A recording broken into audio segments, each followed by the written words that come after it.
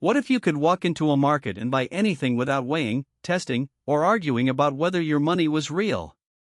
That is exactly what happened around 630 BCE. And the man who perfected the system became so rich that we still use his name as a synonym for wealth 2,500 years later. But we are getting ahead of ourselves. Let's start with a river. There is a river in western Turkey that runs gold. Not metaphorically. The Pactolus River, flowing past the ancient city of Sardis, carried actual flecks of precious metal in its current. For centuries, people collected them from the riverbed. Tiny nuggets of a pale, yellowish metal. It was electrum. A natural alloy. Roughly 54% gold, 44% silver, with traces of copper. Beautiful. Valuable. But here is the problem. Every nugget had a slightly different composition. Every piece was worth a slightly different amount. Two lumps that looked identical might differ in gold content by 10%. Imagine paying for coffee and the barista says, "I don't know if your $10 bill is worth $10 or $8. Let me run some tests." That was life with electrum. Then, around 630 BCE, someone in this river valley did something remarkably simple. They took a piece of electrum, heated it, placed it on an anvil, and struck it with a punch that left an imprint. A seal. A mark of authority. That small act created the coin. And the coin changed everything. Last episode, we saw how metals became the preferred form of money. Silver, gold, copper, durable, divisible, portable, and scarce. Better than shells. Better than cattle. Better than salt. But metal money had an exhausting problem. Every single transaction required weighing and testing. Is this ingot really the weight the seller claims? Is the silver pure, or mixed with lead? You needed scales, touchstones, and expertise just to buy a loaf of bread. Today, we go to the place where that problem was solved. A river valley in what is now Turkey. A kingdom called Lydia. And a king whose name you already know, even if you do not realize it yet. Before we get to the solution, let's really feel the problem. Imagine you are a merchant in the ancient Near East, around 700 BCE. You want to buy a shipment of textiles. The seller wants silver. You pull out a lump. But the seller does not just take it. He weighs it on his own scales, because he does not trust yours. Then he scratches it across a dark touchstone to check the color of the streak. Silver mixed with lead leaves a different mark than pure silver. This happened with every transaction. Every purchase. Every payment. Slow. Tedious. Ripe for fraud. A clever cheat could plate a lead core with silver. An unscrupulous trader could rig his scales. As the economist David Shapps put it, the problem was not that metal money did not work. The problem was that it worked badly. The transaction costs, the time, effort, and risk in every exchange, were enormous. What the world needed was a way to look at a piece of metal and know, instantly, without any equipment, exactly what it was worth. The kingdom of Lydia sat on the western coast of modern Turkey. Its capital, Sardis, straddled the banks of the Pactolus, the river that ran with electrum. The Lydians had been collecting this natural alloy for generations. They knew how to work it, weigh it, value it. But sometime around 630 BCE, during the reign of King Aliats, something new appeared. Small lumps of electrum. Standardized to a specific weight. Stamped with a roaring lion, the royal symbol of the Lydian dynasty. Archaeologists call them staters. They are the earliest coins we know of. Now, you might be thinking, what is so special about a stamped lump of metal? People had been using electrum for centuries. Merchants had agreed on standard weights for millennia. And that is where it gets interesting. The breakthrough was not the metal. It was not the weight. It was the stamp 5/6. The stamp said, "This piece of metal weighs exactly 1 stater. Its composition has been verified. The king guarantees it." 5. With that guarantee, you no longer needed to weigh. You no longer needed to test. You just needed to count 5. 1, 2, 3. Done. Pay and go. Gillis Brandsburg of Yale University calls this the transition from weighing to counting 5. It sounds simple. It was a fundamental transformation of how humans exchanged value. Notice something important about that stamp. It was not just any mark. It was the king's mark. The royal seal. This is the moment when the state enters the story of money, 6. And it has never left. Before coins, money was a private matter. You weighed silver. I weighed silver. We haggled and agreed on a value between us. But a coin is different. A coin carries the authority of a government. It says, "I, the ruler, guarantee this metal." As the historian Richard Seaford argues, the spread of coinage was not just an economic event. It was a political one. It changed the relationship between rulers and the people who used their money. 7. The state became the guarantor of value. And in exchange, the state gained something extraordinary: the power to control the money supply. Think about that. Every coin in your pocket right now, every bill in your wallet, carries the mark of a government saying, "Trust this." That relationship started here. In Lydia. Around 630 BCE.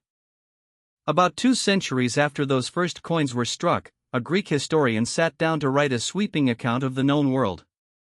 His name was Herodotus. And in Book 1 of his histories, he recorded a simple but remarkable claim. 1. The Lydians were the first of men, so far as we know, who struck and used coin of gold or silver. Was he right? Modern archaeology says, mostly, yes. The earliest coins found at Sardis date to approximately 630 to 620 BCE, based on stratigraphic evidence from excavations at the site. 2. Some scholars have proposed slightly different dates, ranging from 700 to 550 BCE. But the current consensus lines up with Herodotus. 3. And here is the key insight from Shaps. The invention of coinage was not primarily a technological revolution. The metallurgy was already known. It was a conceptual revolution. 6. Someone had the idea that a stamped piece of metal could carry its own proof of value. That idea, once born, could never be unthought.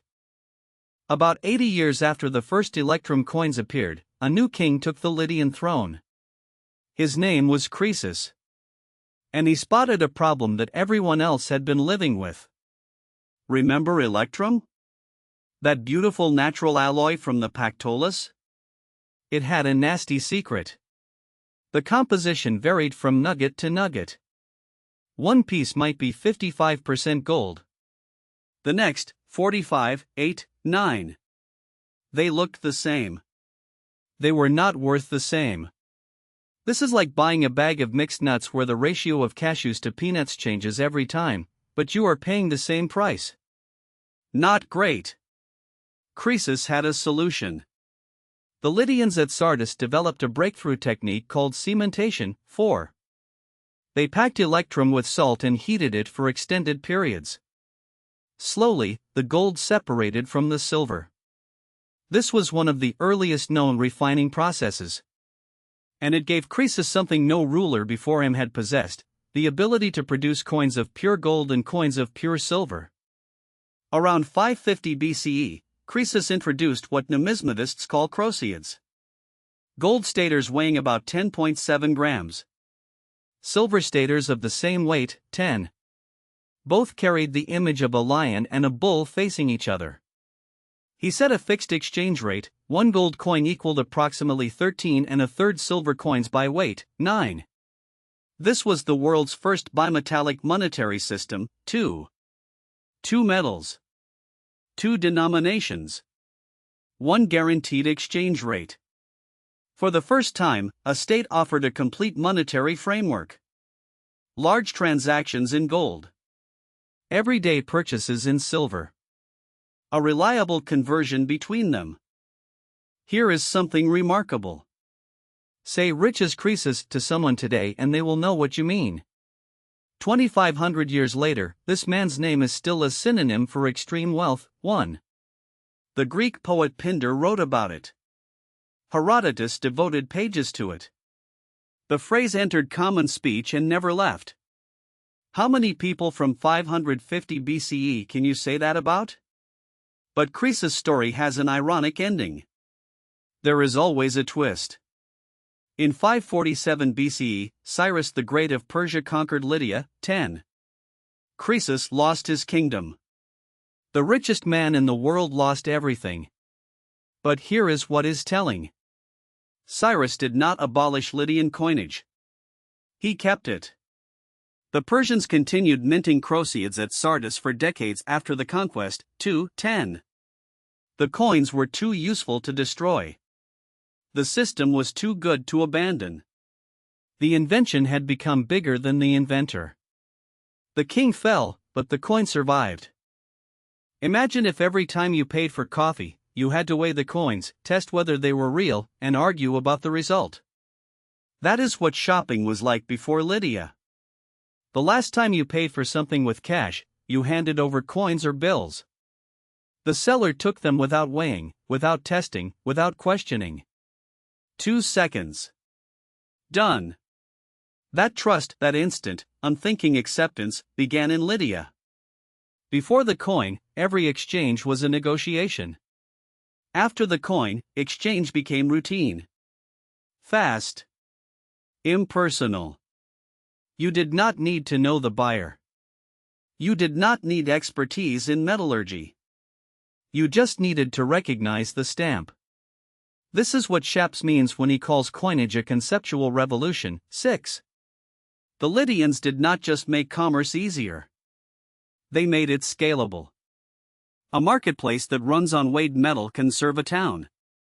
A marketplace that runs on counted coins can serve an empire. And empires were exactly what came next. 1. Electrum from the Pactolus, nature's gold-silver alloy.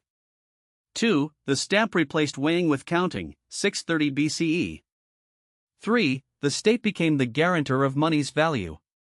4. Croesus created the first bimetallic system, 550 BCE. 4 things to take with you. First, the raw material.